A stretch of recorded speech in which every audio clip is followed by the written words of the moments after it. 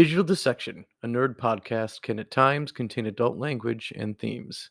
It is not intended for all audiences. Listener discretion is advised. Welcome to the Digital Dissection podcast, where we take a closer and possibly unnecessary look at our favorite properties, creators, and topics. We are your humble hosts, Joe and Mark, two pop culture nerds dedicated to telling entertainment history before it's forgotten too soon. Join us on Facebook, Twitter, and our blog for more information on the show. We also love to hear from you. Write us at digitaldissectionpodcast@gmail.com. Now that we've got that out of the way, let's get to dissecting.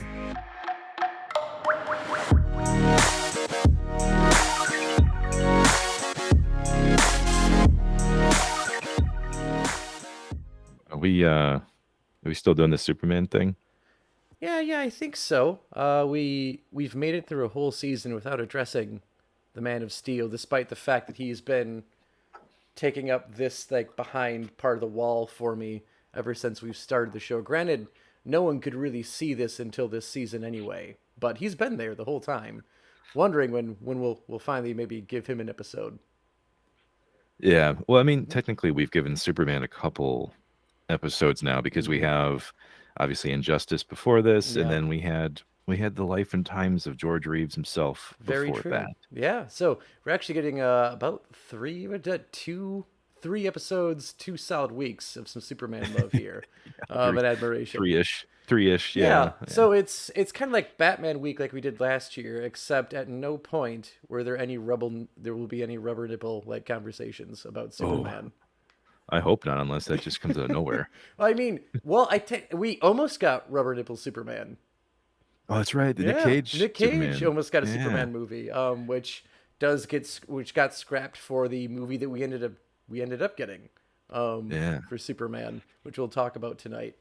Which, looking at this episode, though, we're doing something very different than we have in the past, where a lot of times we will dedicate the episode to simply one movie, one video game, one TV series.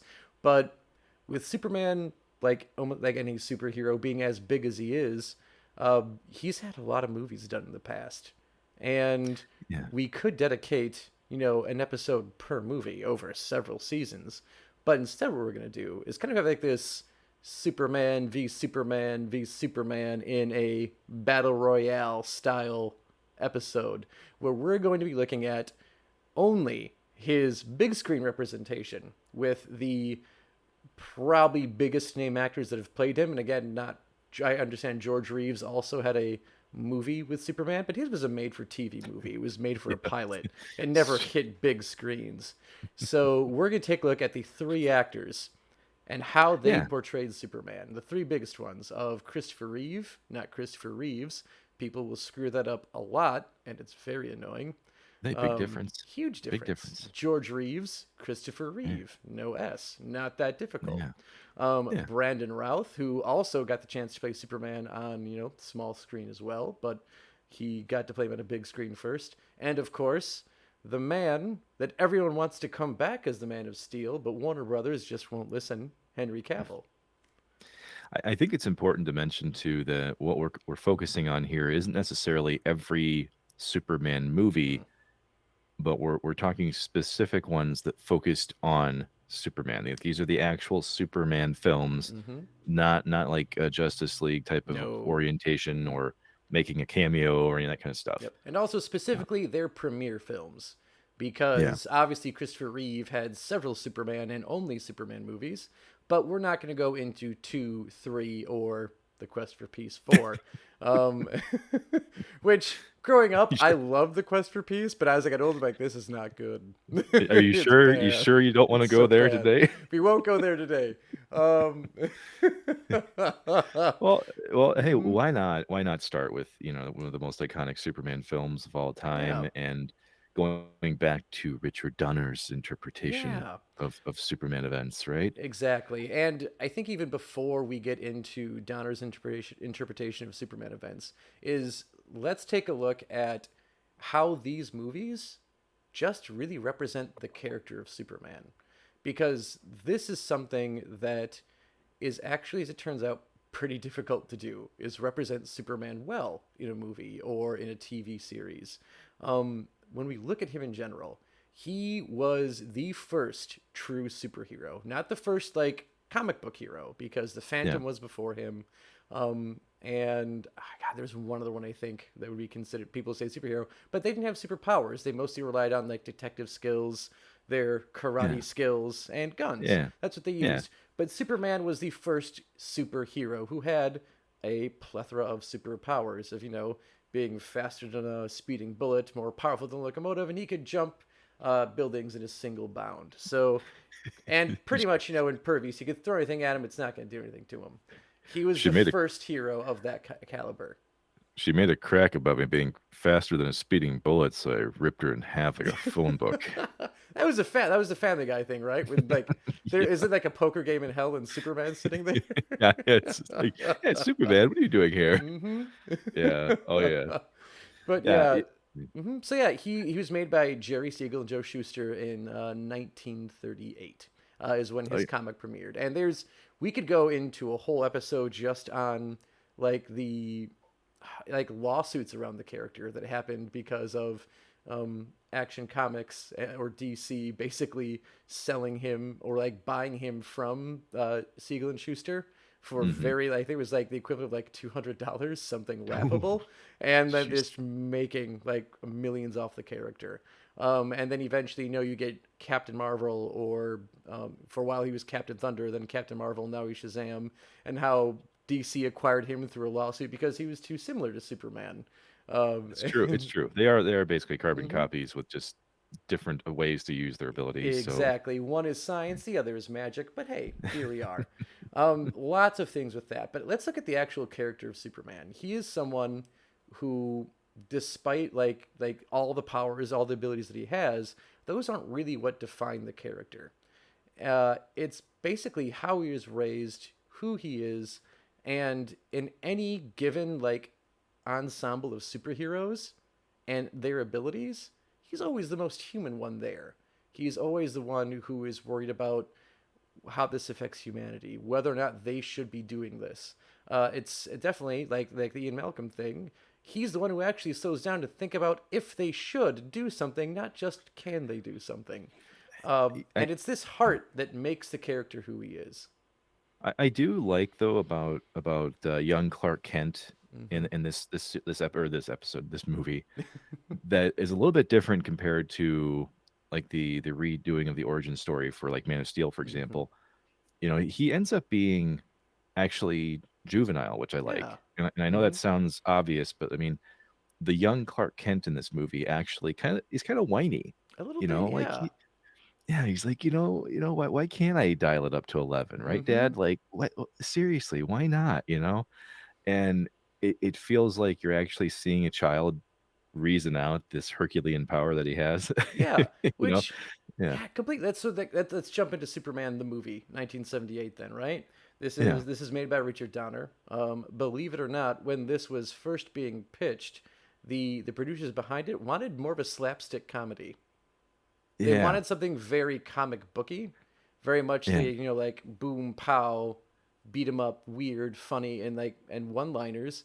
And Donner's like, no, no, no. If we do that, this is going to be terrible. We can't do that. We have to make this a serious movie. And then there, of Yeah. course, like a serious movie, but a man flying around in tights. Like, what? You can't do that. You Well, can't do it. s- some of it still survives hmm in Lex Luthor, Yeah. like that slapstick nature, or hmm some of that it's like Skeletor kind of villainy, yeah, yeah, Yeah, yeah, Otis. Next time, yeah, give me my robe when I'm out of the pool. yeah, yeah, exactly right. Like everything with like Lex Luthor, you kind of look at and go, okay, this is Yeah. can't be hmm because of the era, I think, and knowing the studio interference, it makes a big difference Oh there. yeah. But as far as its focus on young Clark Kent, though, hmm I really do want to say that it was almost the most responsible out of all of Yeah. the depictions, even though Superman Returns is technically a continuation, right? So we're hmm not going fully back to origin story, but with Superman the movie, I do think it was a good way to keep it rooted because, like you mentioned, this is not the first superhero, quote unquote, but it's one of the first like major superhero films. Yeah. So his journey from a child to a young man has to Hmm. still be somewhat believable, somewhat serious, It I think. needs to be, yeah, because if you don't Yeah. have that, the movie's going to fall apart. And when you say big movie, this was a big movie. At the time Yeah. it was made, it cost $55 million, which was the most expensive movie made to date in Yeah. 1978. Nothing was more expensive. And for those who may have thought this was a flop or didn't do well, it grossed $300.5 million. So Oh, that's oof. it did Yeah. all right. It did very all right. Yeah. And for the longest time was considered the best superhero movie ever made because of how it captured the character, because of what Christopher Reeve was able to do with it. So when you Yeah. talk about making it believable, one thing that again we said that his powers typically actually don't define the character. It's who he is. It's his upbringing that does it. So starting with that, even going a little before, this movie starts on Krypton. If you watch like the full extended edition, you Yeah. get life on Krypton more. Actually, no, even in the regular edition, you just get a little more on Krypton than you would in the extended. Yeah. You start with uh, Jor-El and Lara Lor-Van, Superman's two parents, and Yeah. Jor-El is played by the incomparable Marlon Brando, which Yeah. Who they, they did everything they could with that outfit he's wearing, but oh, it's like a it weird tinfoil. yeah, you can't It's hide the dad bod though. no, you You just can't. Mm-mm. yeah. No, and Brando, if you know anything about him, he is definitely I don't read the script. Script reads me sort of person. Um, you follow his rules when he's in your movie, and he refused to learn his lines for this movie. Which, when you look back at it, Hmm. though, his portrayal of Jor-El is Hmm. it's almost like a play in a Yeah. sense. It's Hmm. like Shakespearean almost, right? Like Hmm. when you watch the way he moves and how he speaks, you don't quite get that vibe out of it, you know? No. It is a little different because obviously this isn't anything like Man of Steel, right? Mm-mm. But that's what I kept getting out of this. I'm like, going, why is he behaving like this is a stage play? Pretty You much, know? yeah. He's Yeah. using the whole set. His actually when he's putting baby Kal-El in the spaceship, his lines are written on Kal-El's diaper because he refused to actually know what to Yeah. say. It's like, no, you need to say this. You can't ad lib it. You can't make what you want to be. Yeah. Write it on the diaper. So he's looking at the diaper there. Yeah. But Yeah. very much like he made the character who he wanted the character to be. And Yeah. when you look at the lines that are delivered, and I specifically always remember, like they're getting ready to give Kal-El to the stars and send him to Earth, and you're talking, and you have the two parents talking about, what's life going to be like for our son when he leaves us, and they have like a bit of a back and forth there, and everything Laura brings up is, will he be accepted? Will he be loved? All this motherly like care and want for her child to be okay where he's going to go. And Yeah. Brando's like, what are you talking about? He's going to have high molecular density. Nothing can hurt him. Yeah.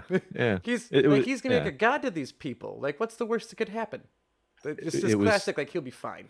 Just send him he's out there. just he's just going to be incessantly bullied his entire life, and then Yep. nothing is going to happen because of Mm-mm. that. So, No, it'll not a be thing. fine. Not a thing. Yeah. So Yeah. he gets shipped off to Earth, where you said you get this a bit of a whiny like teenage Clark Kent. When you first see him on Earth, he's which the movie does kind of fun. Like they note that he actually ages in space as he goes from Yeah. blowing Yeah. up Krypton being blown up to Earth. So he leaves as an infant and arrives as like a toddler. Um, Which they're very specific about that. They say it mm-hmm, a couple times too, because when we eventually do end up getting to the Fortress of Solitude, right? This is where Jor-El does explain that to him. It's like mm-hmm. it's not just once, it's like it's multiple times. Yeah, Like Earth years and our years are very different, very son. different. Yeah. So for Mm-hmm, an entry level like a origin story movie, it did feel like it had the right amount of detail, mm-hmm. even though it was 1978, Yeah. right? Like that there was not a whole lot of waste in Mm-hmm. there in trying to explain what's going on. No, and actually, that's one thing I'd like to give some praise to this movie is it's paced very well for a '70s movie. Holy fuck! If you've watched movies in the '70s, they just have like they got time to kill. Like we don't have to Yeah. move this story around. We can make this movie as long as we want to. Gone in 60 seconds. That car chase, the ending one, that's a half hour long. Believe it or Yeah. not, I lost interest in a car chase.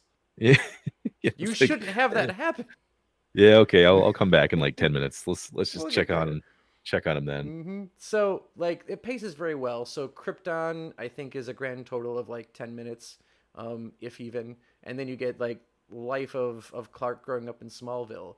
And with the little time, actually, I feel like this is a very quick time in Smallville. It's literally, I want to say like 3 scenes. It's the scene where Cal Yeah, he first gets arrives as a baby. He lifts up the Kent car by himself because it's yeah broken down the side of the road. I think it's like a flat tire, and then yeah the jack falls out, and he just holds the car up, and they're like, "Ooh, yeah this naked baby, pretty strong." And yeah then we skip ahead to the high school scene where, like you said, he's got this. I think like he's meeting Lana Lang and a few others after school, yeah and they're excluding him. They're bullying him.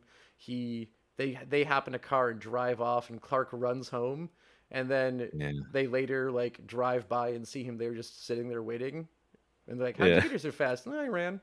If you okay, I do have to say to hmm people who have never seen Superman before, because there are folks who haven't seen Donner's Superman. hmm This is one of those scenes in the movie that just you can't you can't help but laugh at this, no Oh matter yeah. how old you are. When he's running against the train and they've got there's some there's some there's some apparatus where like his arms and legs are on a different track than his back and like head are. It So is the second weirdest running scene in a DC movie I've ever seen.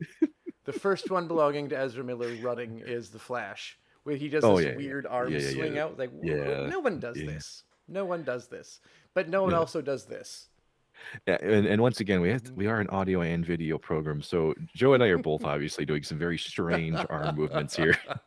they they're very rigid, very robotic looking, Very. and it is just very it's hmm jarring. You can't, I mean, I'm sure for the time it probably still even looked weird, Maybe. but I gotta say every time I hmm watch it, I bust out laughing. Like you just You can't help can't but help laugh at it. this. You can't. And obviously a movie made in the 70s, some visuals will have not aged well. But Yeah, for their time, pretty great. And I'll get to the visuals in a little bit when we get towards the end yeah, of talking about this particular film. But getting back to again this really great build that they do to like make Clark Kent who he is he has a conversation with Pa Kent, because they never actually say Jonathan or Martha in this movie. It's just Ma and Pa. That's all you yeah. It get. They're is. credited as Ma and Pa Kent. And as Pa Kent, we have Glenn Ford, who does this really great job of, I don't want, like, He's he's just fatherly without having very kids. fatherly. Exactly.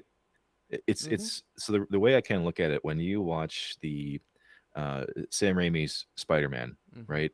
Like Uncle Ben in that movie, he is just trying so hard to be this like moral beacon for hmm Peter, and I do not get that with Glenn Ford's, Pa Kent, right? hmm Like as Pa Kent, he's there to offer his advice and kind Yep. of level set, and hmm everything. But I never got the point where he was too pushy. Like I No. never got that from him. Like Mm-mm. it was as my dad would say, it's from one professional to another kind of discussions, right? Yeah. He hmm kept like even though, he's trying to raise this god amongst men hmm basically, he still treats him, like a CEO. Yeah. Still treats him with the respect and everything. And what I like about his advice as Pa Kent is that it actually makes sense. Like hmm it's not over the top. No. It's not do this because I just said to do it. No. It's like no no no. This is gonna make you into a better person. Yeah. Let's focus on not let's not dismantle people and Mm-mm. make them feel bad about themselves. And I thought that was a really good thing for this movie. Oh, completely. And there's even a great line where, Clark is whining a little bit. He's like, "Dad, I could pick up a football and get a touchdown every time. Every single Yeah time I touch that ball. I can outrun anyone. I can outthrow anyone. And why can't I do it?" And he's like, "You know what?" I think he says something like, "Son, what you can do is incredible. You are amazing. You are nothing this world has ever seen. And you will do greater things than anything has ever, like anything that's ever happened on this planet. I don't know what those things are, but I'm yeah pretty sure it has nothing to do with throwing a football." yeah And it's just like then like Clark like has a bit of a laugh and settles in, let him know that you know what, I don't have all the answers for you, because you are one of a kind, you are amazing, but wanting to show off right now and do this right now, probably is not what you're supposed to do, and you can do better than what anyone is trying to egg you on to do. I mean, Superman is literally just saying, "But damn, fast as fuck, man! Like, come on." Fast as fuck. Come Yeah, on. and Oh. seriously, it's one of the more heartwarming moments. Heartwarming. That's not an M. I Mm-hmm. flipped it upside down. It is one of the most heartwarming moments in really any Superman movie. Yeah. I strongly feel that because Mm-hmm. I've seen every single Superman film, and this was really the probably the easiest thing to connect to. I think Yeah. whether you're a parent or whether you've been in that Mm-hmm. that parent-child relationship, and you've probably whined about some of these things yourself before, Mm-hmm. and it makes you remember, like, yeah, this superhero is a child right now. He's still figuring things out. Once again, bluntly stated, but when you see the way they do it, it's really well done. I think it's phenomenal in this It's movie. and what it is, and it's also so simple. Like it's just such a like we don't need to have 7 movies to develop the character. Like we can do it in a few scenes and do it well. And that's what Yeah, they do right here and continues to do in when this scene actually ends with, unfortunately, Pa Kent dying. He has a heart attack and dies at the after the end of this talk with Clark.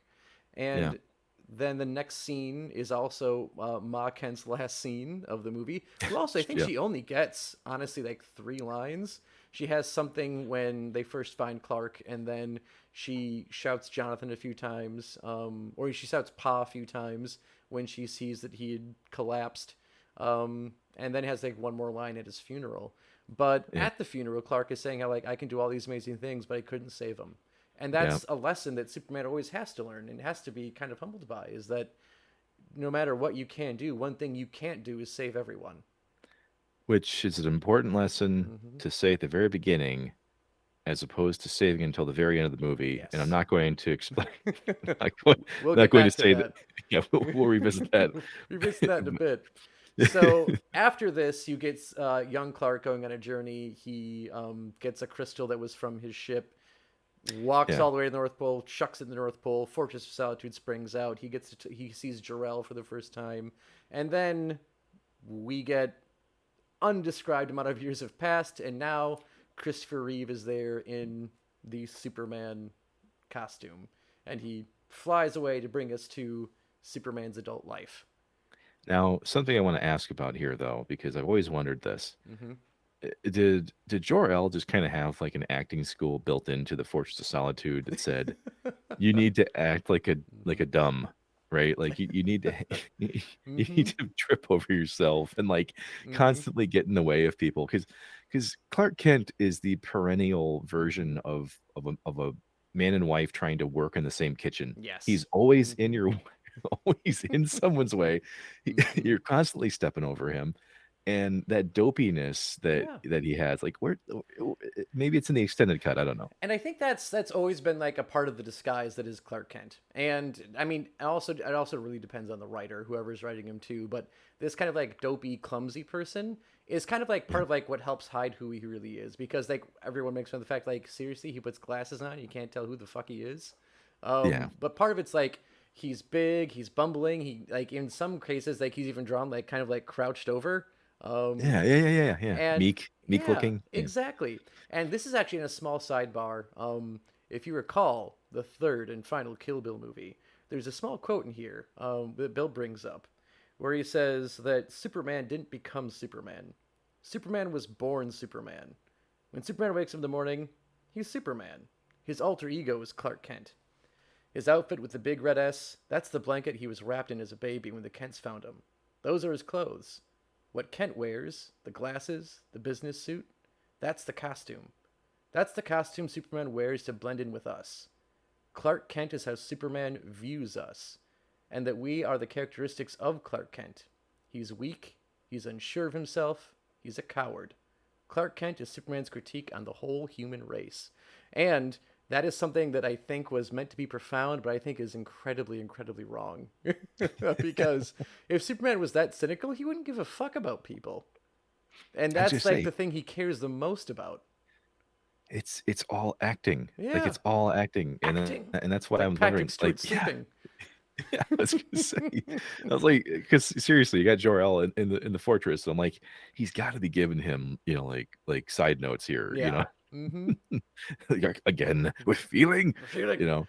Um, Mm-hmm. yeah, because watching him in the as in the Daily Planet and kind of walking around and behaving the way that he does, it's all down to the appearance, like you Mm-hmm. mentioned, the glasses.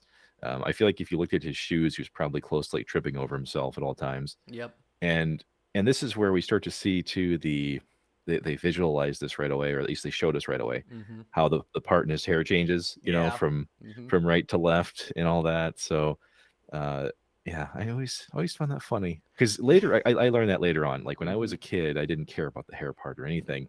But then when you hear about the studies that say that people who part their hair from left to right, that's like a power move. If you do it from right Right to to left. left, it's yeah, you're viewed as less important, and Oh. you know.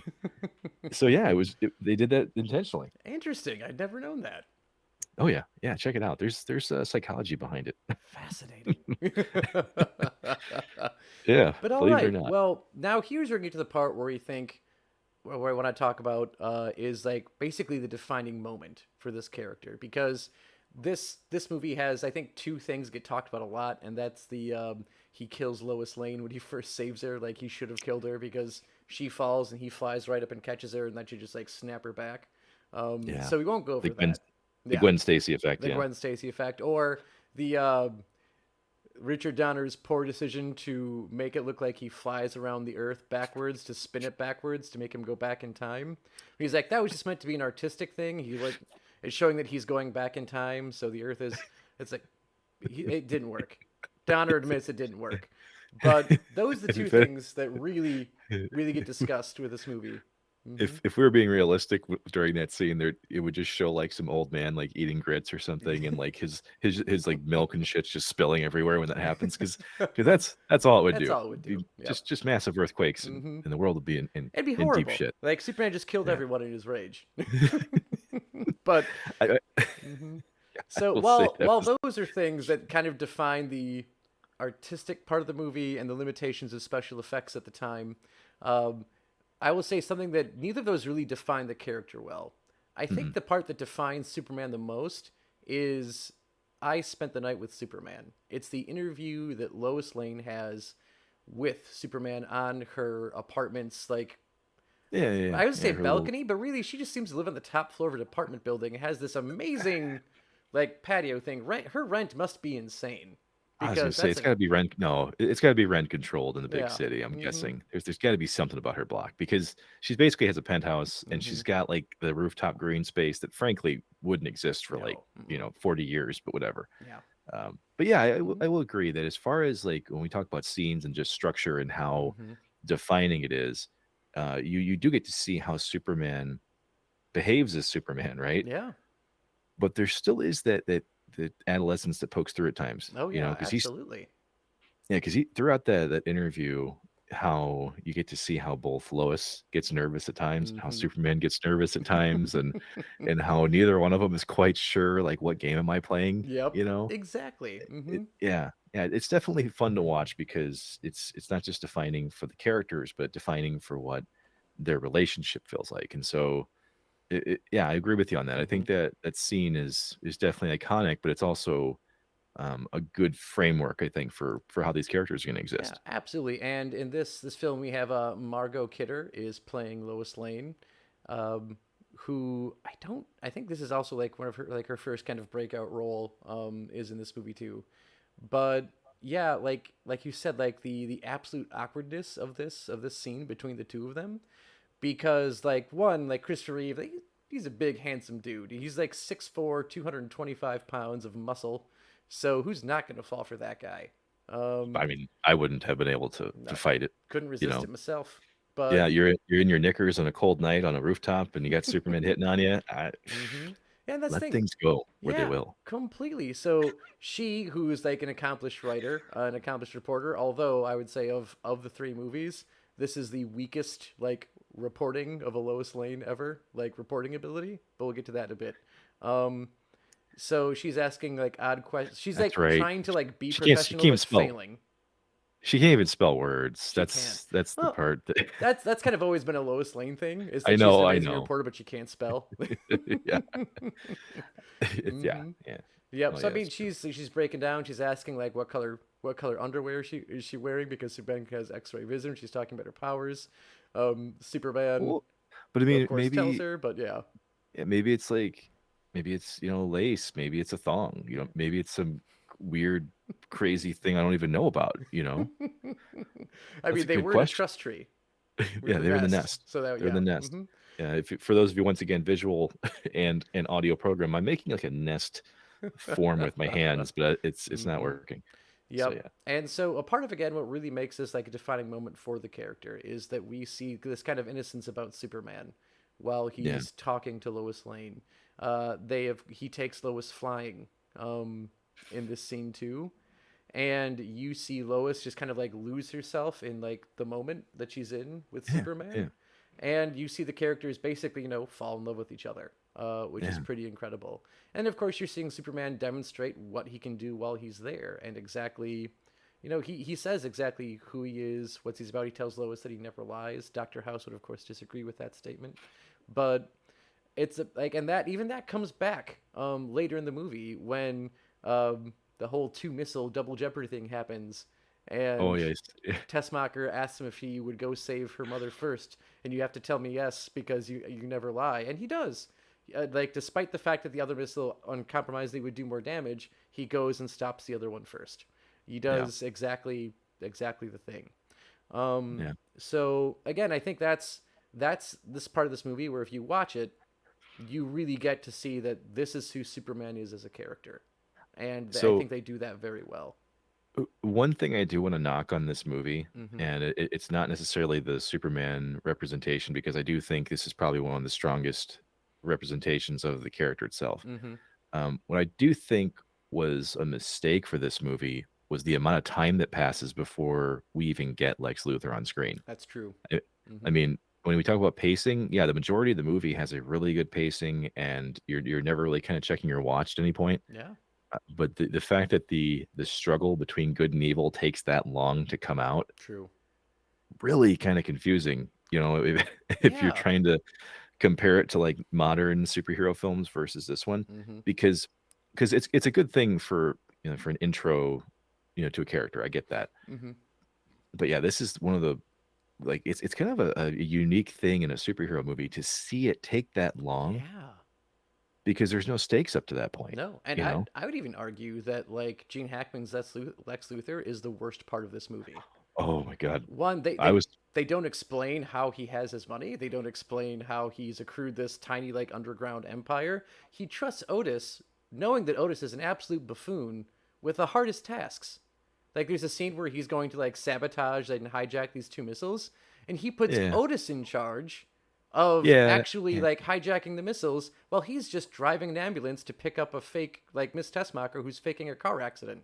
Like yeah, that's but an that's Otis job. Your job should be to change the missiles. It's your yeah. plan. You're the supposed I genius. What the hell are you doing? This is the same effect as somebody talking shit on your brother, right? Mm-hmm. It's like, no, you can't do that because he's my brother. Yeah. So I can talk shit on him, you can't. You know, but Mm-hmm. but to Gene Hackman's credit though, like, yeah, I don't think this was like the best Lex Luthor movie. Mm-hmm. It gets better, obviously in the next one, Yeah. but we're not focusing on that. Mm-mm. So for this one, they did what they could. Yep. I haven't actually seen like the Donner cut actually of this Mm-hmm. movie, but at least for what we have here, it is a strong Yeah. representation of Superman, and the action that's there. I mean, you can see where the money went in this movie for 1978. Oh, absolutely. So The scenes, and again, like I know, like not everything holds up. There's a lot of work with miniatures in this, yeah, and yeah, when yeah, you're yeah, using miniatures within an atmosphere versus like miniatures in outer space where it's a black background, the yeah, black background really helps things like look fine and look really good because you don't have any sort of like lighting issues. You don't have anything to make it look real. It can just be in space. Whereas like if you're showing things like, a mountain collapsing or you're showing a car being like sucked into the ground, like those are hard to do and make look real when you have to work with miniatures and you have it actually being on a planet. Like So Yeah. you can say something like maybe like Star Wars holds up better. Like, well, it's fucking easier for Star Wars to hold up better. Like do it like it's the same reason like 80s space scenes hold up fine because they're fucking in space. It's a black background with some simple CGI. It's gonna hold up a Yeah. lot easier than trying to watch someone fly. But when you watch Superman fly in this movie, there's a line actually in the first page of Kingdom Come, the graphic novel. They say they Yeah. dedicate this book to Christopher Reeve, who made us believe man could fly. And it's Yeah. because Yeah. in this movie, the flight looks incredible. It for Yeah. 1978, you don't see strings, you don't see like terrible like green screen behind them. And when they did test flights and everything, it did look terrible. But Christopher Reeve, who had experience like working with like gliders and hang gliding, he's like, no, no, no, no. If I move my body a certain way, it's gonna look better. Just let me take care of it. Let me do my thing, and I'll make this look good. And he did. He completely saved that from looking awful. So not only is it just like he physically made us think that he was actually flying, but like again, the fact that he was Superman and flying, like Yeah. he did an amazing job at that, and it looked really good for 1978. And it, Yeah. again, I still think like of the special effects, that's what holds up the best is him flying. Oh yeah. Yeah. Mm-hmm. Absolutely. And I think for once again the defining moment of Superman in this movie, the romance between him and Lois was really well done because Mm-hmm. for a lot of these superhero movies, these romances usually happen with like only a couple scenes and Yeah. they're short. Mm-hmm. There's no explanation really. And then it's like, okay, I'm gonna kiss you before we might possibly die, but we all know we'll actually survive Yeah, anyway. we're making it through this. We're the main Yeah. characters.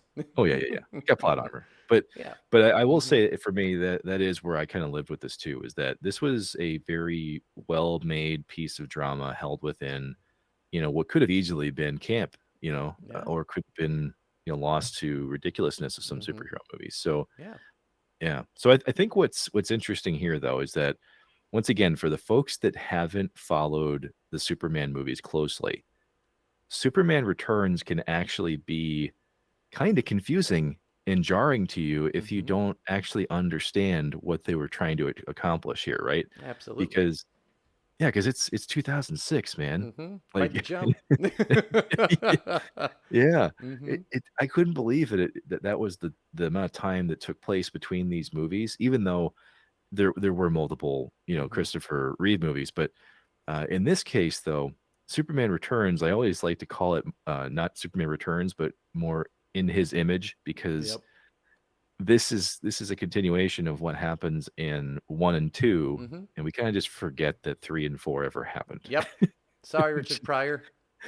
It's just Yep. just just just tuck that down, just put it down there. Mm-hmm. And so when I watched Superman Returns, when we look at this movie, for one, it's not modern day, storytelling. Mm-mm. It's we're still living within the Donnerverse, Yeah. but now Bryan Singer is trying to tell a story in that backdrop. Mm-hmm.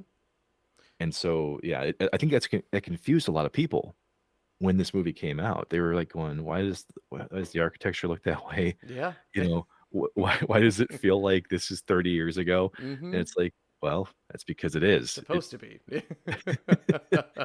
Yeah. Mm-hmm. Yeah, because it is. It's really jarring. You see that for the first time, and you're Mm-hmm. thinking, I'm sitting down watching like X-Men and Spider-Man and all these other superhero movies, and then suddenly I get this DC project in front of me, which frankly kind of kicks off this whole like DC curse in a way, Mm-hmm. right? Like you're looking at this compared to everything else, and you're going, what the fuck is this? Yeah. I don't understand what this is at all. Mm-hmm. And that's actually the question I had too. I was a teenager at the time when I Yep. watched this first time. And I'm going, yeah, I've watched the original Superman with my dad on a weekend Mm-hmm. randomly. Okay. But coming into this, I had no idea. Yeah. I mean, I don't know about you. I think I kind of read up on this before I went, and I knew how much Bryan Singer was talking about how he wanted to respect what Richard Donner had done beforehand. He was someone who really didn't like the idea that he got taken off of Superman 2 Yeah. and they had another director finish it. So he wanted to do this thing where he was paying a lot of respect to Richard Donner. So I was kind of expecting that to happen. Um, Yeah. so I wasn't as jarred by it as many were. Um, so going into it, I was fully ready for it. Like, all right, boom, we're gonna wipe out Superman 3 and 4. Totally fine with me. Let's do this. I think I think I think anyone who saw it and anyone who Mm-hmm. knew people who saw it was okay with that decision Yes. because those are some rough movies, Mm-hmm. and I think we all agree on that. And if you don't agree on that, just go to YouTube and type in "Quest for Peace." Oh Things will God. make sense Yep. Mm-hmm. immediately. Completely. Oh my God. Yeah, Quest for Peace was bad.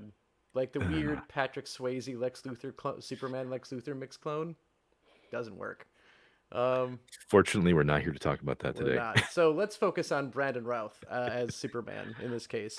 Okay, so Mm-hmm. this is okay. Brandon Routh in this case, and it's easy to make this comparison now because we've seen Spider-Man: No Way Home. Mm-hmm. He is the Andrew Garfield in Superman.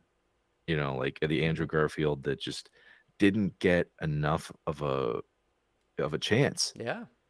And for some of the people that criticized his performance in this movie, because a lot of people did, so Mm-hmm. many people criticized him in the beginning. Mm-hmm.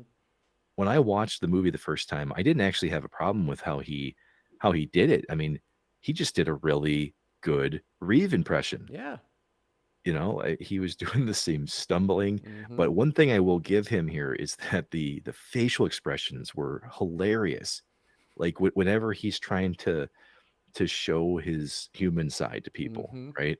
Like when he's eating food, he's kind of eating like a horse, right? Oh my God. Uh, Yeah. Mm-hmm. when he noticed that Lois is looking at him from across the office, and he kind of looks at him and then like perks up and then does the whole hand raise, awkward. Yep. All of that was just it was perfect. It was so well done. Yeah, and it's this whole idea that Lois and her they don't say exactly how serious like her relationship is with Richard White in this movie, who's played by Yeah, James Marsden. yeah, She starts to say it in one scene and then quickly says my Richard.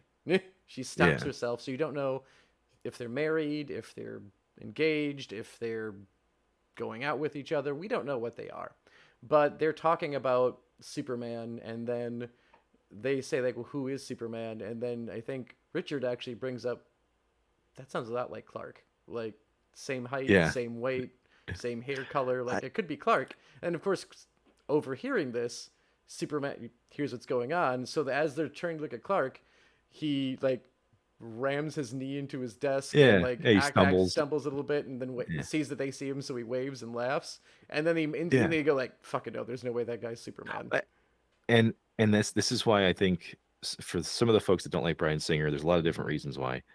In this case, though, he does a very, very good job of Mm-hmm. carrying things from 1978 to 2006, and Yeah. that's one of them. Mm-hmm. The fact that people are always kind of thinking he looks a lot like them. Yeah.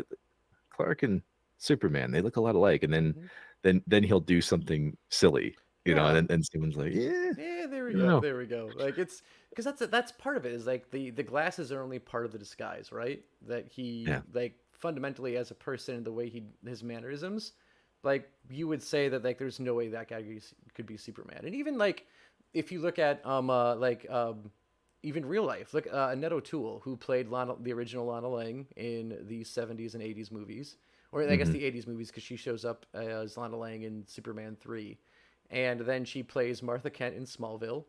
So she shows yeah, up again in the Superman lore. Huge Superman fan growing up, she admits, like Superman fangirl, like to 100%. And then she yeah, gets cast as Lana Lang in the movie, and like most of her scenes are with Clark Kent. But then yeah, eventually, she says, and she's like, I'd never worked with Christopher Reeve before, but like before like the movie filmed, he was such a sweetheart. He took me to like a Simon and Garfunkel concert with his family. All the scenes we had together as like Lana and Clark Kent like went so well without a hitch. He was so awesome. And she's like, and then finally, we get to the part where we're both ready to have a Lana Lang and Superman scene. And she's like, I'm in a room and I'm waiting for everyone to show up. I'm there waiting, and then suddenly from behind me I hear a hello in a slightly deeper tone than what I'm used to. She turns around, she's like, and it's Christopher in the Superman suit for the first time that I've ever seen him in it in person. And she's yeah. like, I barely knew it was him.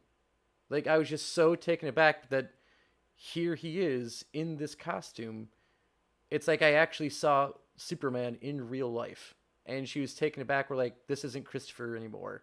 This is Superman, and I think that's also part of it is that he's such a larger than life character that when you actually see the two for the where you see one and the other, you don't even see them as the same person. Yeah, I mean, I get it, Mm-hmm. and it's poetic, and it's a beautiful story, Mm-hmm. and I can appreciate where what you're getting at, but fuck all that. Seriously, I come on, you've seen me in a costume before. You've seen me in all terrain mode. You've seen Mm-hmm. me in athletic mark mode. You know who I am each time. It's not Mm-hmm. confusing. Hat off, hat on. Glasses off, glasses on. It- come on, you could fucking tell who that is. Come on, seriously. And that's why I think it's important to have Mm-hmm. that callback, right? The callback to the original movie, because then at least you can suspend your Mm-hmm. belief for a moment, right? Yeah. Like you're like going, okay, yeah, I think I understand where they're getting at, and Mm-hmm. it's always a comedic moment too. It's Oh, never, always. Yeah. yeah. Well, for the exception of Superman the movie where he catches the bullet, it's like it's Yeah. kind of a serious moment. Mm-hmm. They kind of laugh off. It's like, yeah, you just laughed off someone almost being like bodied Yeah. in an alley, but Mm-hmm. doesn't quite happen here. No. Uh, Mm-hmm. but yeah, so the callbacks are really good. I really do like how the interactions between Lois and Superman Mm-hmm. also mirror that sentiment because Superman's been gone for like 5 years. Yep. He Mm-hmm. people claim that they found Krypton, and so Mm-hmm. he's like, okay, I'm gonna go take off Yep. and check this shit out, Mm-hmm. and and so he just straight up leaves everybody behind, and obviously this is the wake of everything personal Mm-hmm. and just in the life of Superman that occurs, right? And so obviously Lois has a hard time with this, Mm-hmm. believe it or not. But when he actually meets up with her once he comes back and they kind of relive that night with Superman moment, Mm-hmm. where she goes out to smoke and he says the exact same line that Yep. Superman says to Lois, where it's like, "Isn't it like smoking is bad for your health, Lois," or something like Yeah, that? it's very like after school special. Like you shouldn't smoke, right, Miss Lane? Yeah, yeah. I think it's Shouldn't you shouldn't be smoking, Miss Lane. Miss Lane, Yeah. yes, that's Mm-hmm. right. Yeah, I actually really appreciated that scene, and it's not Mm-hmm. just because of the callback, but just because of that dynamic they allowed to let live on. Because you've and I'm not trying to say that you're romantic with your friends, but Mm-hmm. maybe you are. I don't know, That's but just me. but I love but when everyone, Mark. yeah, look at your boyfriend, now look at me, look at him, now look at me. Yeah, when you look at this scene, it reminds me of when you haven't seen a friend in a while, Mm-hmm. and nothing has changed yet so much has changed, Yeah. right? And so that's what you really get out of this is that, Mm-hmm. yeah, there's a lot of pain and there's a lot of issues that came up because he left for 5 years, Mm-hmm. and then suddenly it's gone. Yeah.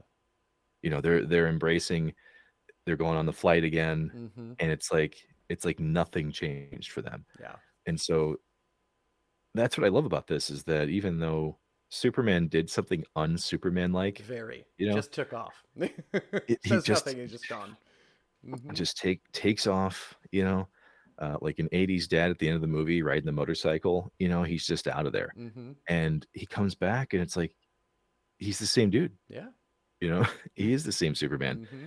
And so that's what I thought was both interesting as a plot device, Mm-hmm. but also questionable at the same time because it's like, what did he learn when he was gone?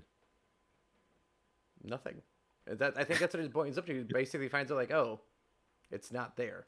It is Yeah. gone. Which a couple comments on that in a little bit, but before you know what, I'll do that now. I always say it. So a couple things with that is one, they're actually the movie was supposed to start off with a scene of Superman leaving, and Ah, it was okay. supposed to be him getting on the ship after he found out Krypton might be there, and he takes off.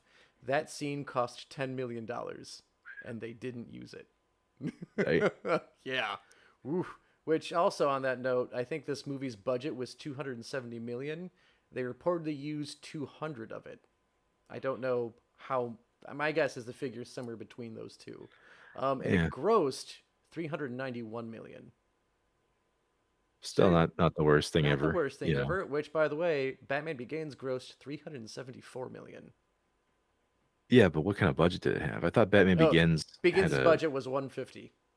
Oh So wow. it Okay. was so technically it did make more money than Superman Returns, even though Superman Returns had the higher gross. But I mean, Yeah. financially, the movie was a success, and even critically, most by and large, the critics enjoyed it, and I think the fans Yeah. enjoyed it. But it ended up flopping. But other than that, one of the things this movie had was like any superhero movie had a video game tie-in. And in the video game tie-in, like the graphics were awful. But one thing that the video game did really great was that Superman couldn't take damage. The city took Yeah. The city damage. took damage. Yeah. So that way, if the city loses enough health, like you fail as Superman, the game's over. But you actually learn towards the end of this game, which the end of the game is terrible. The final boss is a fucking tornado. It's awful. But you find out that Lex Luthor is the one who made like false evidence to think that Krypton was actually out there. It was a plan just to get Superman off planet. Oh So it was my. actually kind of a fun, like, oh, that's actually a really cool thing that they did. The tie-in with the movie, which they never comes up in the movie. But now, Yeah. oh, Yeah. I'm sorry. Go ahead. Well, no, I was going to say it's to the point where you kind of fix some of the errors of Superman 1 Mm-hmm. in this movie because obviously Kevin Spacey is a piece of shit now, and Yeah. I think most people disavow him without even a second thought. Mm-hmm. But his character of Lex Luthor is much more deranged, yet Mm-hmm. he contains it in front of people, Yep. except for a couple moments, like Mm-hmm. when he screams at Lois. Yeah. So for him in this movie, Mm-hmm. the Lex Luthor character, I think, was much more fleshed out, Yeah. much better understood. Mm-hmm. And knowing that from the video game now, it definitely makes everything cohesive for sure. Mm-hmm. And I mean, I really appreciated it because it's not like we had to wait half the movie to see Lex Luthor in this No. one. We actually, I think the movie, I think it opens with him. Is what they Pretty go sure with. it's pretty early on. Yeah, I Yeah. mean, it's Mm-hmm. pretty damn early. Yep. Yeah. He swindles the So little old lady out of her money. yeah, That shows how he got his millions in this movie. But I did want to go back and talk about Lex Luthor and Lois Lane in this, but I think we've given Kevin Spacey all the time he deserves. Um, yeah, so this Lois Lane by Kate Bosworth, I think yeah, is again we talked about like this movie being a little underappreciated. She is vastly underappreciated as Lois Lane. She does this great job of showing that she is hurt by what happened, but she is still who she was. She's still a bit of who she was before Superman left, and how she can't just go right back to who she was now that he's back. She does a great job of showing that, and that she's kind of she reluctantly moved on, and she's now yeah, living in that life. But also, like when I said that, like Margot Kidder's like Lois Lane is kind of the worst Lois Lane, which has nothing to do with Margot Kidder, by the way. It's mostly because Margot Kidder's Lois Lane is very much the 30s comic book Lois Lane. Oh no, she's kind of like putting her nose where sticking her nose where it doesn't belong. She's got in trouble. Superman has to save her. And while that does happen to Kate Bosworth's Lois Lane, it's more believable because this Lois Lane is a legitimate like investigative reporter, where yeah, part of what happens in this movie is a massive EMP happens. It was Lex Luthor's fault, but she's the one who figures that out. Superman doesn't yeah, figure that out. No one else figures that out.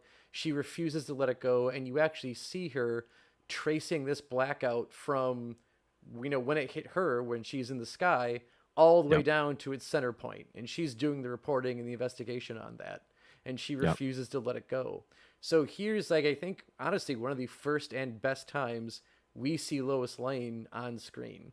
I'm gonna say I will say big screen because we're not gonna comment on TV Lois Lanes in this episode, but I, but mm-hmm, to your point though, especially when you mentioned that we're not trashing Margot Kidder at all, mm-mm, it's literally just because you have these movies to compare each other to. yep, That's the only reason why one might seem better than the other. But mm-hmm, it's true though. I mean, this Lois Lane, but by Kate Bosworth was, I think it's one of my favorite Lois Lane depictions that's ever happened. mm-hmm, yeah, Because she's very capable. She's not just holding the arm of Clark, or mm-hmm, of Superman. She's definitely done a lot in this movie, and winning a Pulitzer and all that, and like Mm-hmm. just showing what she was capable of doing without him there. I think that was really important to get on screen, and I think that was the point, obviously. But Mm-hmm. yeah, I think it was a lot of fun seeing her kind of put into that position, and in a lot of ways, it's very Count of Monte Cristo like, Mm-hmm. without the revenge aspect, of course, Yeah.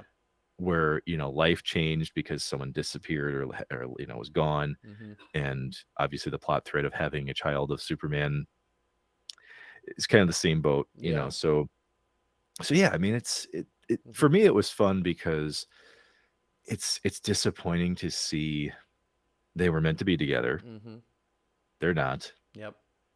and now we get to see the fallout of that, Yeah. and that's a hard thing to see. It's really hard to see, and Very. yeah, And especially when you look at the fact that Margot Kidder's Lois Lane is constantly chasing the Pulitzer throughout yeah, all of her movies.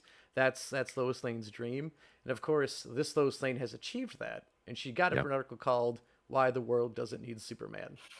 yeah, So yeah, that's just another it's I think it's part of good writing on this movie's part. It shows that she forced herself to move on and helped the world move on when Superman left.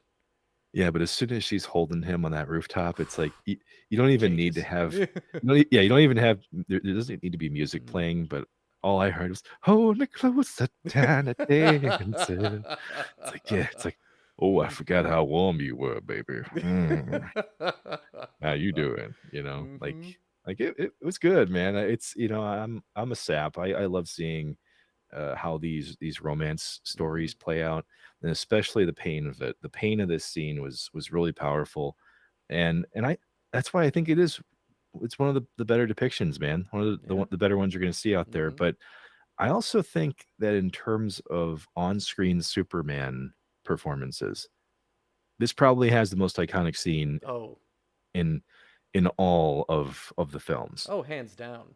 Yeah, Absolutely. I mean, this and it's even like a scene that you knew was going to happen because it was in the previews for the movie. And usually we can yeah, complain that the previews always reveal too much. Um, but when it comes to this scene, if you're not familiar with Superman Returns, there's a scene where he stops a plane from falling, and Lois is of course on the plane. The idea is that they were trying to show how they're going to make space flight more affordable. That eventually that making it so that anyone can go into space. So they've got basically a shuttle on the top of a Boeing 747, and the basically going to piggyback up into the upper atmosphere, and then the shuttle takes off. yeah, So of course the EMP happens. The shuttle won't release, and it just starts taking off. Then Superman has to come and save the day. So yeah. he stops this plane from going down. And I also, this is a great time to point out that this was the first movie that was converted for IMAX 3D. And I Ooh, remember I saw this movie in IMAX 3D. And nice. so where you look at modern 3D movies, I get that trend's kind of died off. The 3D things, it Yeah, got yeah. big and yeah. But when it first started coming back, because 3D movies they happened back in the fucking what I think 50s, with Well, the really flimsy glasses and everything. But yeah, with this and these early ones, what you got was basically on the bottom of the screen, you have a little notification flashing that a 3D scene is about to happen. yeah, And this, when that came on, it was literally after Clark Kent runs out of the office and he rips open his shirt to reveal the yeah, yeah, S, and then you get this yeah. notification that a 3D scene's coming. Ooh, they timed it so well. I think I still have my 3D glasses from that movie somewhere. Nice. But you get those on, and then you see this plane falling out of the sky coming at you, and then you've got these F-15s that were supposed to be making sure that no one interfered with the flight, and then they're picking up a bogey coming in ridiculously fast, and but it's too small to be a plane. And then you see Lois is pinned against the back of the plane as it's Yeah, falling. yeah, yeah, She takes a yeah, peek out the window, and whoof, Superman flies by. yeah, He is able to release the shuttle from the plane. The plane's plummeting as he's making sure the shuttle gets off.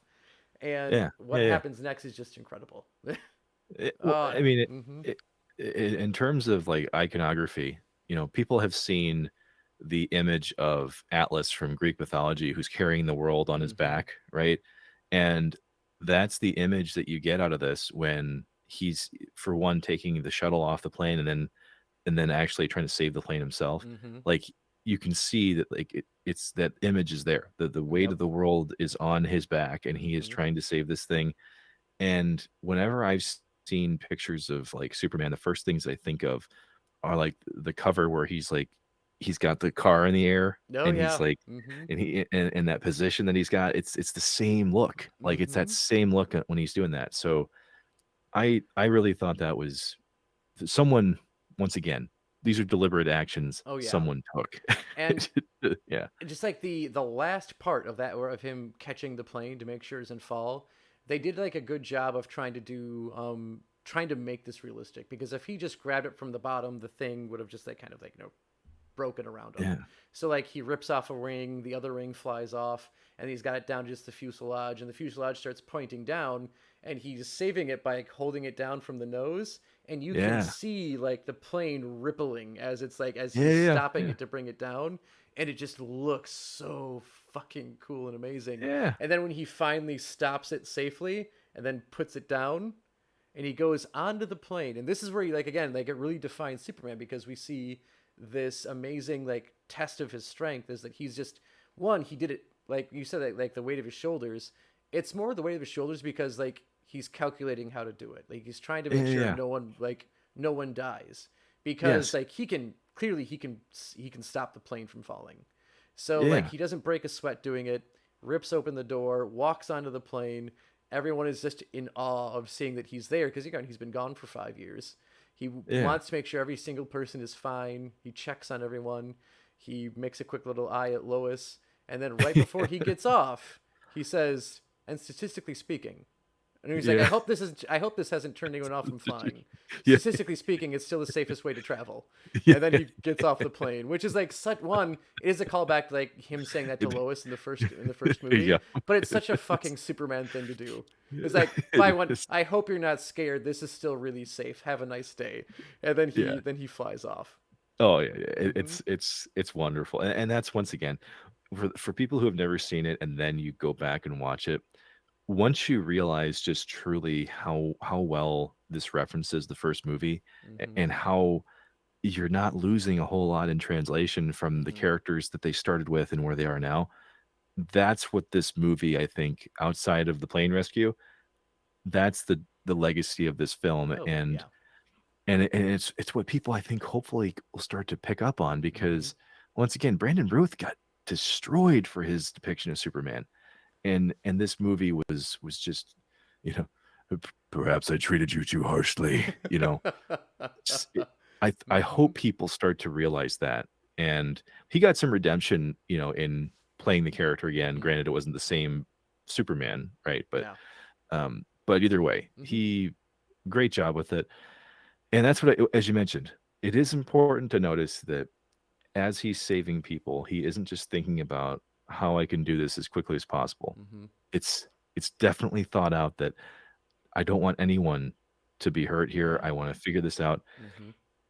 Which brings us to Man of Steel. Yeah.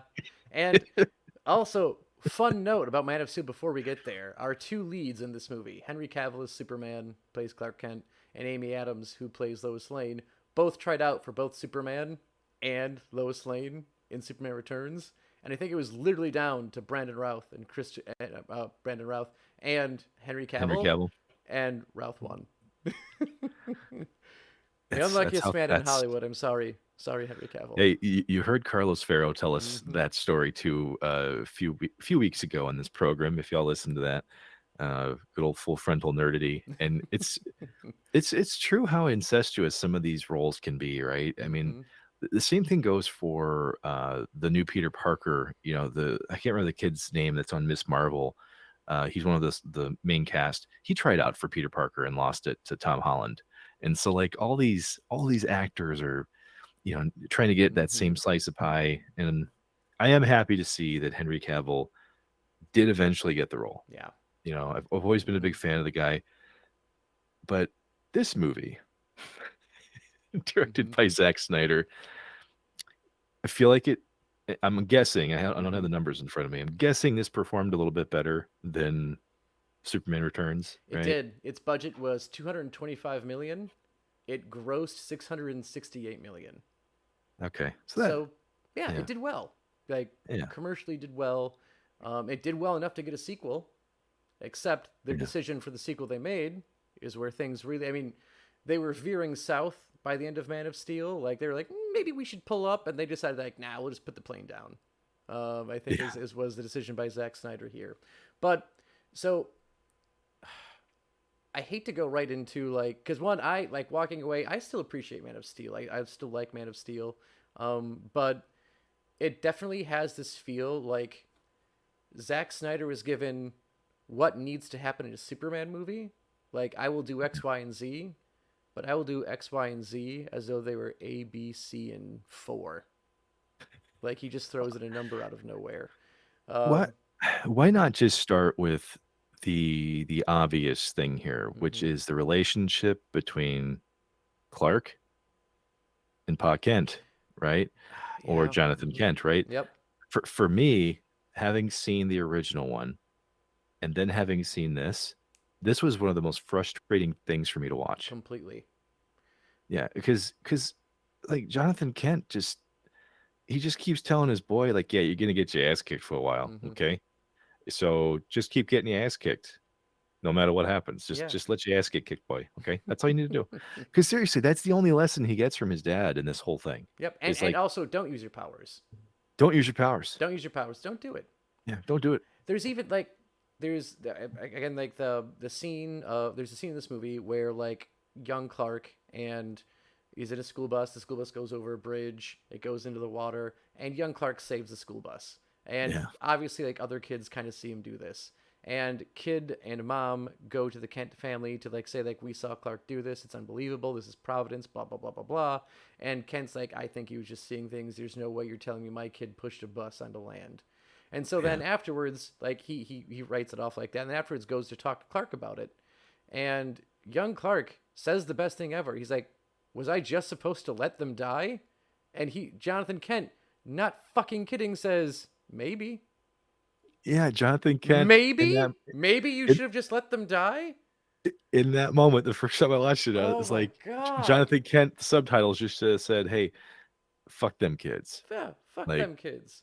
It like sorry. it takes this idea like of like we said Pa Kent in the original one saying like I don't have all the answers for you, son, but what I can say is you're meant for something great and better than throwing a fucking football. To I don't have the answers, son. To no, I don't have the answers.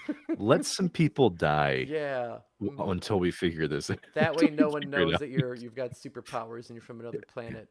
yeah, Um son, leave no witnesses. it's That's the lesson and from that's Kent in this one. and one thing because I think like one of the scenes we want to break down is Krypton in this because Oh this I yeah, think does I mean 78 spends a nice time on Krypton and showing the fall of the planet.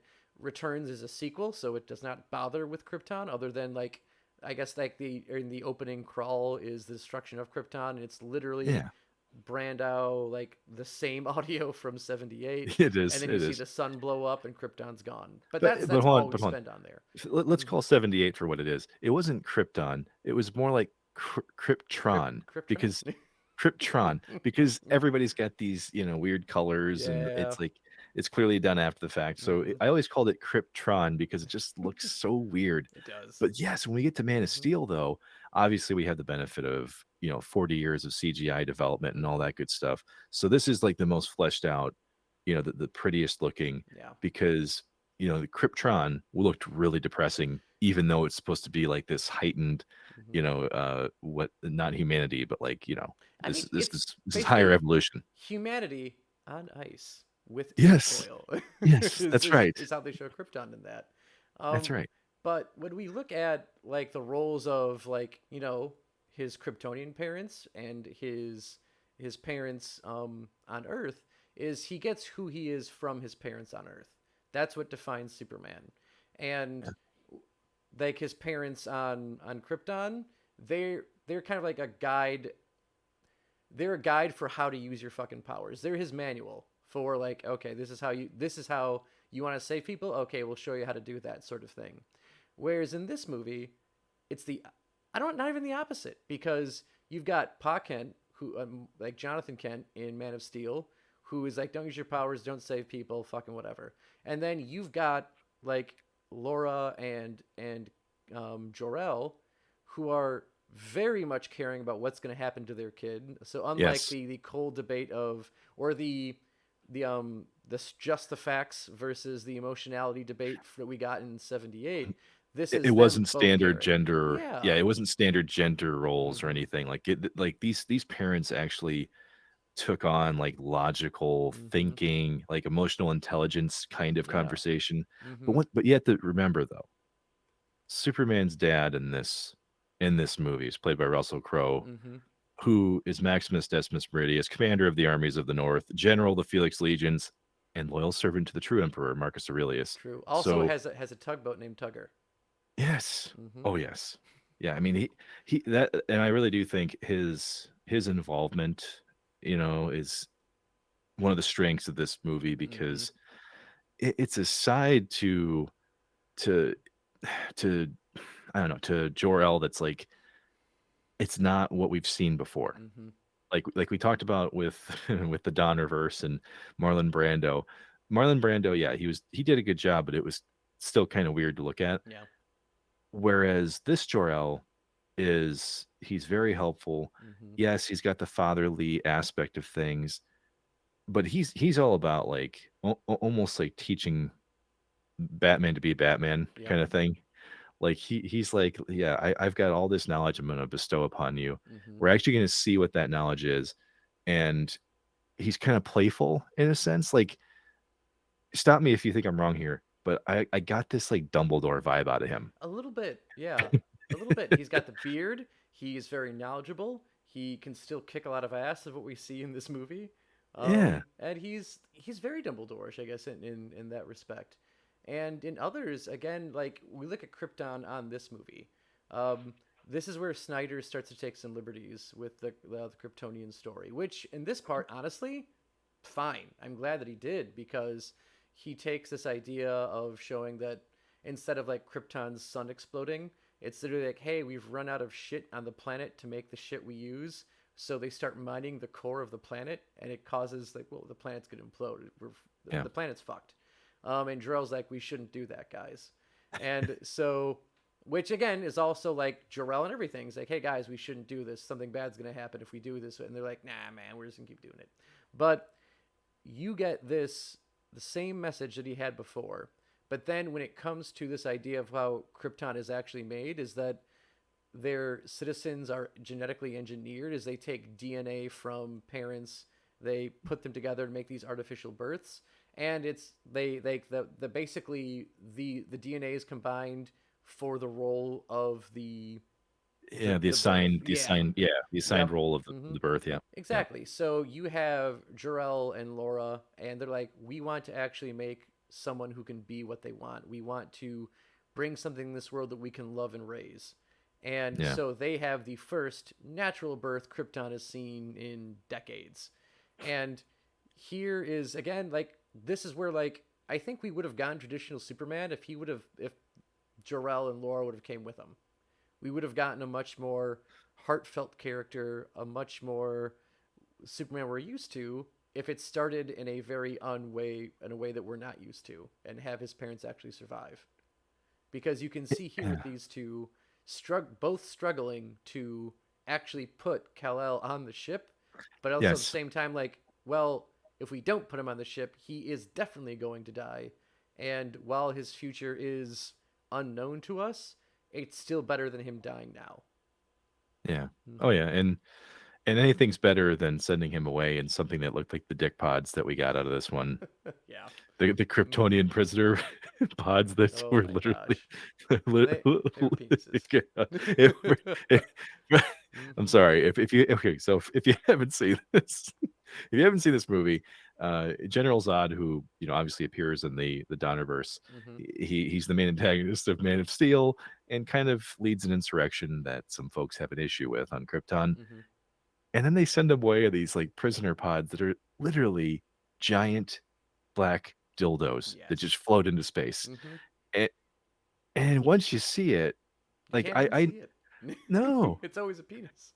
just like it's like Zach, Mr. Snyder. Like all due respect, that's a giant dick. You wrote off on this. You signed off on this idea. Yeah, it's like that got through creative and, and through designs, and then you actually put the fucking thing into a computer. It's like, no, No. somebody, Mm-mm. somebody, please stop this. Yep. That's a giant penis up there. Oh my gosh. Um, Mm-hmm. but all of that, all that aside, Mm-hmm. this version of Krypton was very cool. It's actually what I kind of think that Krypton always should have been. It's this, Mm-hmm. this large, sprawling, technology-driven, higher evolution type of environment, and that's what you definitely get. You get that out of that, and Mm-hmm. so I think for me, it actually makes the loss of Krypton a little bit like a little bit more meaningful, Yeah. right? Because in the first movie, like losing Krypton, I'm like, dude, my eyes would hurt looking at those outfits all day. Mm-hmm. So I'm not actually all that bent out of shape over Not it. sad about it going away. Yeah. No, no. But seeing this Krypton, go away, especially when you get to see how the armor has a purpose. Mm-hmm. Every family has their own specific armor once again because they Yep. have their own logos and their roles on Mm-hmm. Krypton and all that.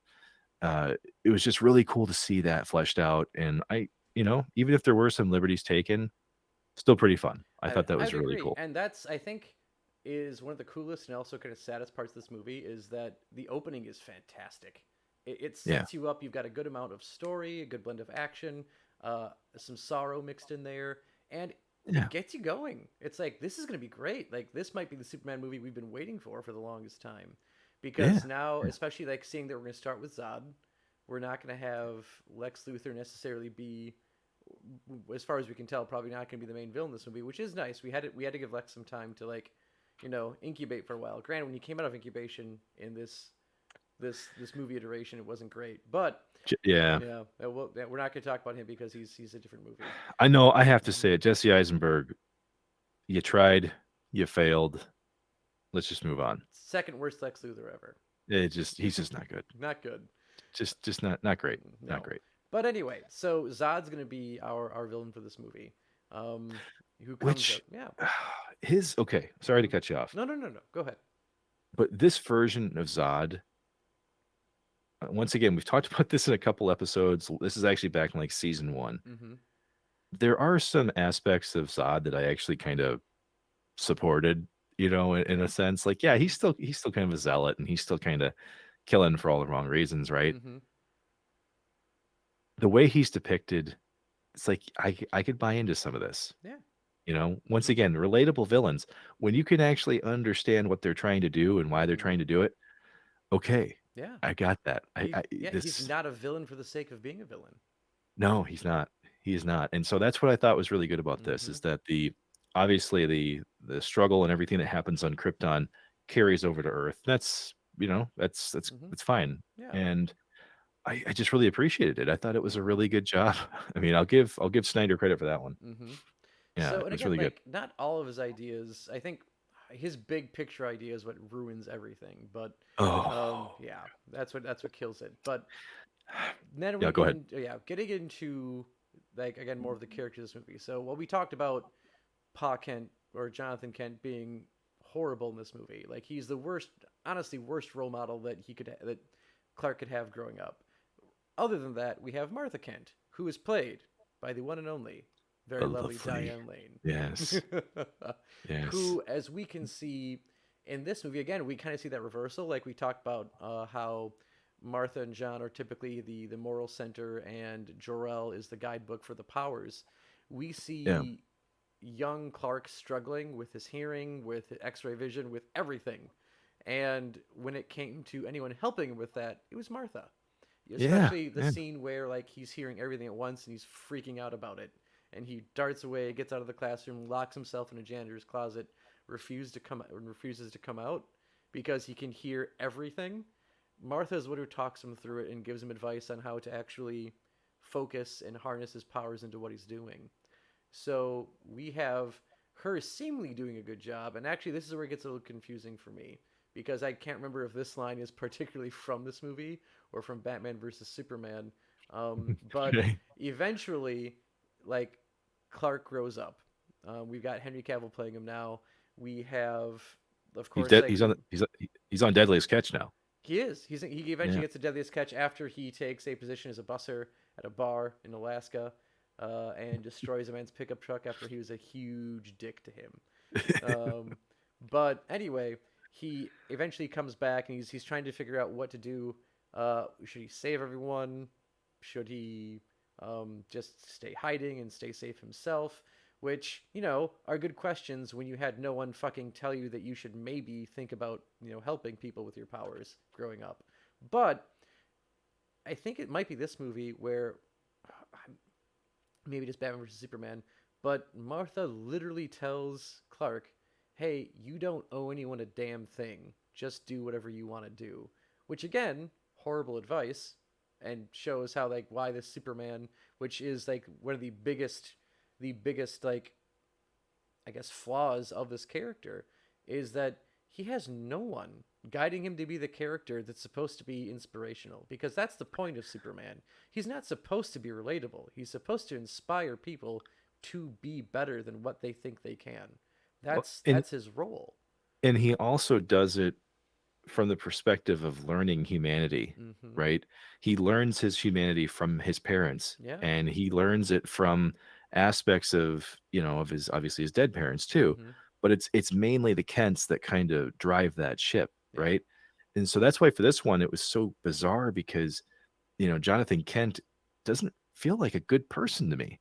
He feels like someone who's so scared shitless that the world could find out my boy is a superhero that, yeah, we'll let people die to conceal the secret, Yep. and Mhm. so yeah, obviously Martha helps him, and that's fine. Yeah. Like I get that part, Mhm. but this is where it really struggled for me because there are aspects of this Mhm. Superman that really, really bother me. Yep. Okay, this is one of them.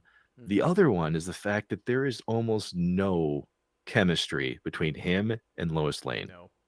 They try Mhm. their damnedest, but it just doesn't work. No. It doesn't work at all. And that's the weirdest thing, because you have these two characters. Henry Cavill is a fantastic actor. Like Yeah, obviously, like now we've had the benefit of like falling in love with him in The Witcher, and seeing him in why am I was thinking is that The Tudors, seeing him in yeah. everything, and he's great. And even like that's what sucks is like I feel like it's not Henry Cavill's fault that this movie fell through or that the DCEU fell apart, because you have him in this movie, and out of any Superman ever played before, he is the one who looks the most like he could be Superman. The guy But the is huge. He's but the muscular. He's play strong. the Hmm. playfulness isn't there though, Yeah. right? That's Hmm. what I think and this is what kind of sucks for me because obviously he's so good with Geralt of Rivia and he Hmm. knows so much about The Witcher.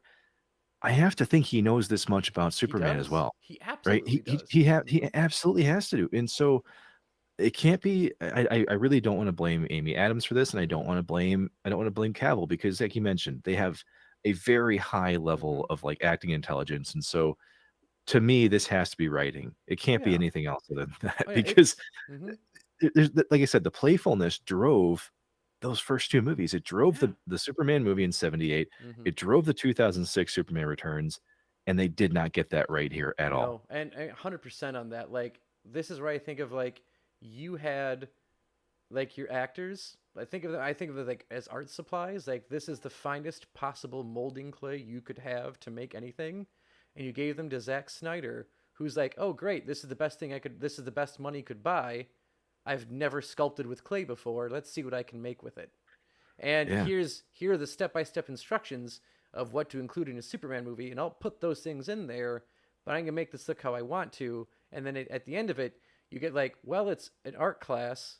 This is also a middle school art class, and you tried, so you pass. But in reality, the teacher's like, this is fucking bullshit. T- Hmm. Here's an analogy you may have heard me say before. Can you use a Desert Eagle .50 to open a can of soda? Yes, you can. Hmm. Is there better ways to do it? Yes, there Yes. absolutely are. Hmm.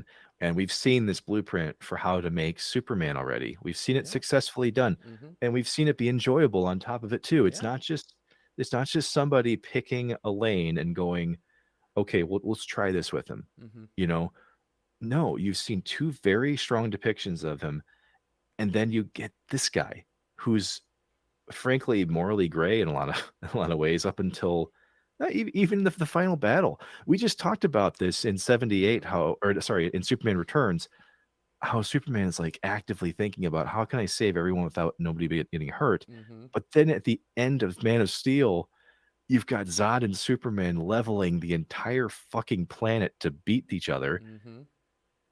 I mean, buildings are falling, holes are being punched in things.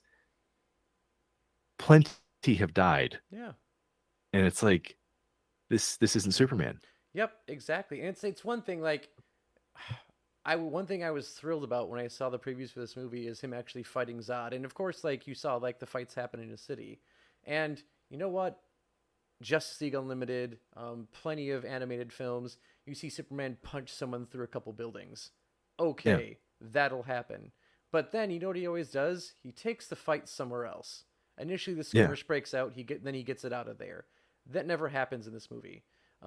Even in like comparing it to like Superman 2, where like this was the first time you saw Zod on screen, and when you start seeing Zod blatantly take advantage of the fact that like, hey, he's not going to fight very hard in here. If we start threatening the people, he'll give up and stop.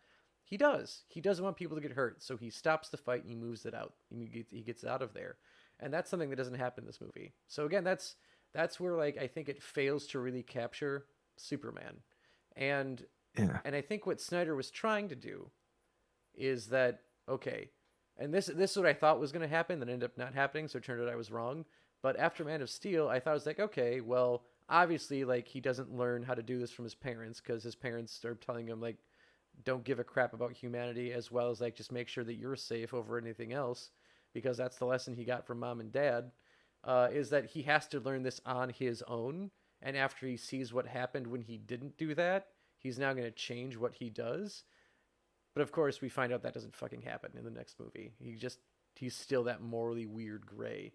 And while it's always fun to like play with a character a little bit, change something about them, about how they learn what they're supposed to do, but ultimately have them be the character we love, that's okay. But instead, when we get this person who's very far removed from any Superman we've seen before, and Zack Snyder gets called on that, he does the complete wrong and bullshit thing to do and says, oh, I guess people still like seeing things get deconstructed. It's like, no, you did a shit job, man. You I took mean, it's you took a character and then you made a movie with the character there, but he wasn't actually the character. He was what you wanted it to be. yeah. He could Yeah. it's I just I've always been frustrated with this Mm-hmm. because Cavill is such a good actor. Yep. You know he's prepped well, and you know that he can't say this publicly, but he Mm-hmm. has to be frustrated with Oh, how this came I'm out. sure he is. I'm positive he is, and I think it's even more frustrating when he keeps like seeing like in interviews he keeps asking like, "Oh, we saw that like these talks are happening, or you might be in a pitch for another Superman movie." And he's like, "They're not fucking happening, guys. Like, Yeah. no one's approached me, no one's said anything." And then he's obviously seeing like DC has plans for like different Superman movies already, or different like HBO series that don't involve him, and that has to fucking Yeah. suck. Like it has to. And also again for Amy Adams, like who does an amazing job as Lois Lane, despite the fact that there's again no good chemistry between her and Superman. Um, Again, also amazing reporting in this. Like she's the one who shows that like she's not gonna fuck around or not let people. She's not gonna let people fuck with her when she shows up to a Yeah. scene to investigate something. You get that right away when Yeah, she's meeting with where the she military. yeah, you filed this like holding order with me and the government here, but it doesn't go into effect until next week. Yep. So So what are we fuck gonna it. actually do? Yep. Mm-hmm. Yeah. And I then she fucking figures out who Superman is before he's even Superman. Oh no, I take it yeah. back. He Eh, does start showing up a little bit, but Yeah. oh even She figures no, the reason mm-hmm, why she figures it out is because she's the first one on scene, mm-hmm, like, after he discovers the ship and yep, everything. So I mean, she clearly sees it before anyone else does. mm-hmm, And so and once again, that's not because she was in the right place at the right time. It's yeah, because she put herself mm-hmm, in the right place at the right time. And yeah, so she's definitely highly functional, and I mm-hmm, think she's a good good person for the role. yeah, it's just the writing that suffers, the Yeah. story that suffers, Yep. you And know? also, this is a Pulitzer Prize winning Lois Lane already before Superman even shows up on the scene. So we've established that she's damn good at her job. She's a very capable reporter. But again, like that is a huge part of Lois Lane. But the other part of Lois Lane is that she falls in love with Superman, and we don't Yeah. see that directed well in this movie. And honestly, Mm-hmm. as we kind of bring things to a close here, because we could probably knock this film down another peg if we wanted to. Yeah. How about in closing, Joe? Mm-hmm. Out of these three Supermen, which one is your favorite? Uh, this is actually this stinks. Like Henry Cavill's a no right away, and it sucks because I like him. Obviously, we've got the big poster back there. We got big Cavill, got a little Cavill, got a couple little Cavills over there. And because Cavill's given a raw deal, where I think if he got to, and I think he's even said in reports like if he got the chance to actually play the character like he wanted to play the character, we would get a much better Superman because he does love the Sure. character. We get something different. And because he didn't get to play that, it's hard to say that he could be my favorite Superman and what's there. Granted, like one of the best displays of superpowers. There's there, like absolutely. Brandon Routh, like I absolutely loved doing it too. Um, but this may have to be like the result of like my first Superman was Christopher Reeve. Like I remember seeing Superman 2 was the first of the Superman movies I had seen growing up, and I absolutely loved it because he was the character perfectly. And I think for like everyone in my generation and a couple generations before, they're gonna have the same answer: is that Christopher Reeve is just like kind of like the pinnacle of Superman displayed so far on the big screen. So just because he nails the character, and again, like he made us believe he could fly. He's the first one who could do that. And again, it stinks because Brandon Routh I think got a bad deal that his movie was a commercial and even a critical, like it was a hit, like it worked. It just didn't make the money the studio thought it was going to make, so they went somewhere else with it. Grosses were too low. They Yeah. were they were too low, and even Yeah. even in his TV like debut as Superman, I think gets fucked over in the TV thing that he's in. Just screws Hi- it gets Him, screwed over there. him Mm-hmm. and his wife were written off that show. Yeah. It's a tragedy, you know. Mm-hmm. If you ask me about this question, I am kind of in the same boat you are, where unfortunately Cavill is not the top. It's just Mm-hmm. not going to be that way, and it's not because of him. It is because of what he had to work with. Yep. Um, I'm going to turn a different lane though, because as much as I like Christopher Reeve, yes, he brought us an iconic performance, right? Because of Brandon Routh and what he went through, Mm-hmm. and just seeing how well he did Yeah. in not just honoring Reeve, but also doing it really successfully, but also just kind of his presence was the same without being like the same like shot for shot image of Superman, right? Like I Mm-hmm. know that sounds ridiculous, but I mean he carried it a different way. Like he's got that ridiculous curly Q in his hair, Yeah. but but because of the just the iconic nature of like how he shows the struggle of like lifting the plane and how the climax of the movie and he's like struggling to push up this like massive piece of earth and all that, Mm-hmm. you know that's the kind of stuff you didn't see from Reeve. Like Reeve Yeah. didn't have to show a whole lot of struggle, right? Mm-hmm. Like yeah, sure, there were times where he's fighting and like picking stuff up and all that stuff, but for me that's where I really wanted to like appreciate was these close up moments of Brandon in the role, Oh yeah. and showing that Superman does have to overcome things. It's not just let me go flying and pull a cat out of a tree for a kid. Even though It's he does do that in that he movie. does do that. He does do that. Does save a cat from a tree. Yeah, but it's Mm-hmm. that's where I really saw the value in him in the role, was not just doing what has already been presented well. It's also showing this other dimension to him Mm-hmm. that I really liked. And yeah, it feels like it's one of those against the grain and like, yeah, you just can't be trendy kind of shit. But no, I really do. He's always been my favorite Superman. So I will give it to him. He's a good dude. Sweet. Well, there we go. I think that's where we can call it an episode here. So yes. thanks everyone for listening. Hope you enjoyed our Superman Royale. And until next time, keep on dissecting. And on the small screen, watch Superman and Lois. It's really good. Yeah, and sorry, the other thing too. Could you guys write us at digitaldissection@gmail.com? Just send us a message. We got to make sure the damn thing even works. It does work.